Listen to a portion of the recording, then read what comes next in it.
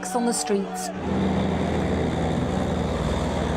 Jets overhead, the world watched in shock as a military coup unfolded in Turkey, a NATO country and ally of the West. The army attempted to put Turkey's main cities into lockdown, Her türlü tedbir alınmış ve taking over state television and instructing a newsreader to announce a peace council was now in charge. Turkey's increasingly authoritarian president appeared to have lost control, but not for long. Recep Tayyip Erdogan appeared via a mobile phone link from the coastal resort of Marmaris, looking less than presidential, but using an independent TV channel to call his supporters onto the streets in defiance of a curfew ordered by the military. I invite the public to go to the airports, go to the squares, go to the streets. Let's gather together. They can come with their tanks and cannons and try to show what they can do. There's nothing more powerful than the people. I haven't seen anything more powerful. We can show the tanks who is powerful. In the face of gunfire from government troops trying to hold them back, supporters of the president tried to cross the main bridges linking Istanbul, vital communication links which the army had tried to seal off. There were reports senior military figures had been taken hostage. Turkey's democracy may not be very old. It's only been really strongly established since the 1980s. So a 40-year-old democracy, but it's a very resilient democracy, and the people are not willing to let their democracy go this easily. Then signs the coup was starting to crumble. The army sees itself as guardians of Turkey's secular constitution against a president who's tried to make their country more religious, eroding free speech and the right to protest. Yet here were people on the streets, booing the soldiers and defiantly climbing on tanks. A soldier I am. I am the soldier. There is no passing here. It can run over me, it can run over this flag, but it can't pass from here. Where are they going? Who are they? After a failed attempt by the military to keep control of Istanbul's airport, President Erdogan managed to fly back in, declaring the coup was an act of treason which had been thwarted. I send a message to our soldiers. You're our sons. You're pointing your gun towards your mothers, fathers, brothers, sisters, your own people. We cannot accept this. This nation gave you your guns to protect us. If you point your gun against your own people, you're going to pay the price. On a chaotic night which saw bomb blasts and gunfire across the country, the government said more than 120 people had been arrested. There had been explosions at the Parliament building in Ankara. By daylight, smoke could be seen on the skyline of the capital, along with the sound of sporadic gunfire.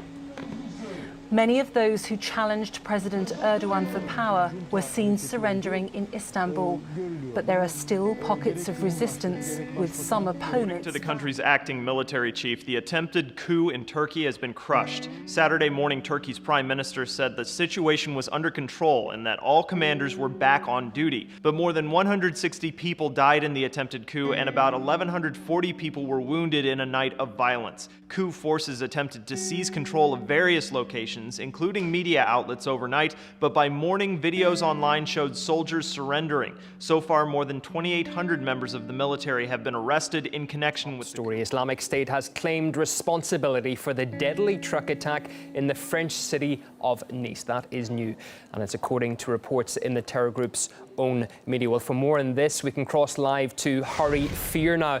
Harry, just bring us up to date with what we know. We know the story is developing, but some 36 hours later after the attack, it seems that Islamic State has said, yes, it was us.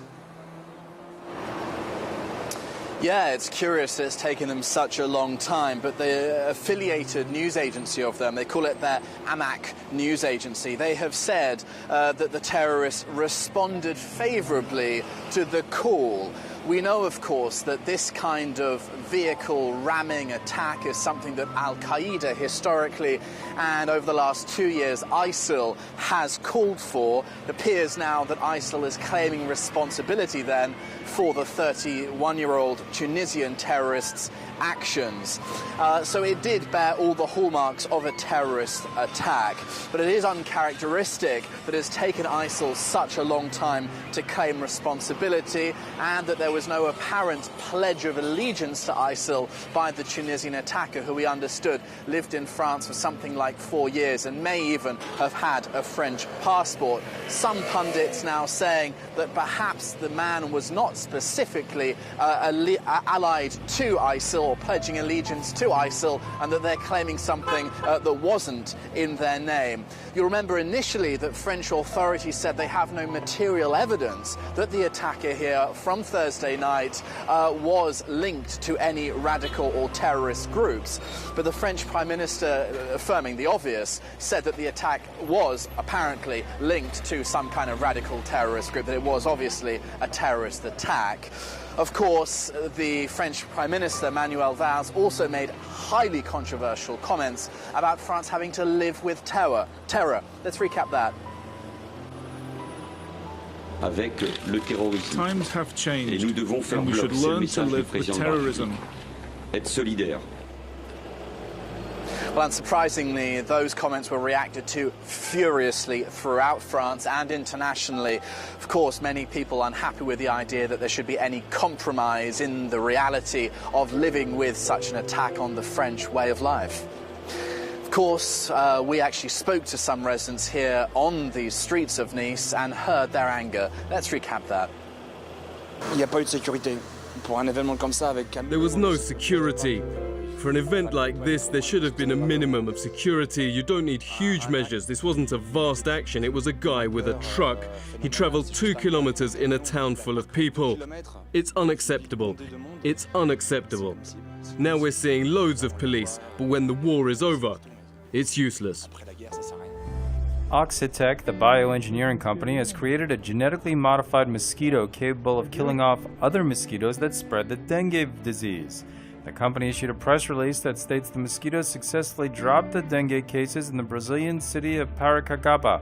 When just insecticide was used, the cases dropped 51%. However, when the genetically modified mosquitoes were released in the same area, the instances dropped 91%, going from 133 to just 12 reported cases.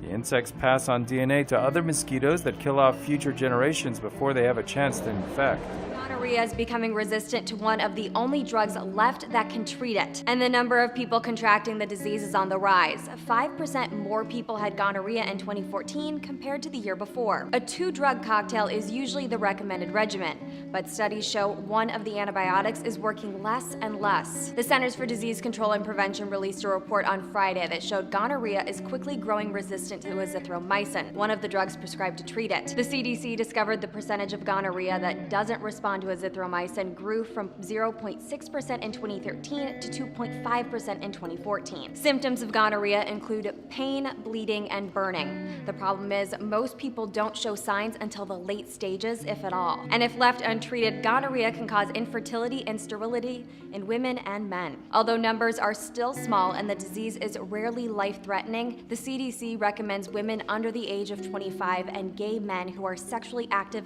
get tested once a year. Tonight, part of what is being called a day of rage. Things got heated in the Mission in San Francisco, where protesters faced off with police in riot gear about 90 minutes ago. Our camera was there as angry protesters chanted and shouted at police, while police on foot lined the streets. Officers on motorcycles created a wall to block protesters from moving forward. The protests streamed live on Periscope tonight. We're told that earlier some protesters were throwing rocks at police. And across the bay in Oakland, dozens of protesters tried to walk onto the freeway but were blocked by the CHP. KPX's Kristen Ayers is outside Oakland City Hall. The Day of Rage protests tonight in Oakland, one of a handful of anti-police brutality protests across the country. And though there was some tension in Oakland tonight, this was among one of the tamer protests that we've seen in recent history. At one point, protesters walked onto the on-ramp of Interstate 980. They left the ramp before CHP arrived, but still one CHP sergeant appeared to hit a protester with his baton. Several other protesters became angry and confronted the highway patrol officer. The man who says he was hit told us the use of force was totally unnecessary during a protest that had remained peaceful. The sergeant right there, he got out of his cop car when I tried to link everyone up to block the road, and he whacked me with his baton to get out of the way. That is an infringement on our First Amendment rights because these police officers are here to protect our right to assemble peacefully, which is what we're doing. Stores along the Broadway corridor were boarding up their windows tonight in case of vandalism. The protests continued throughout the night.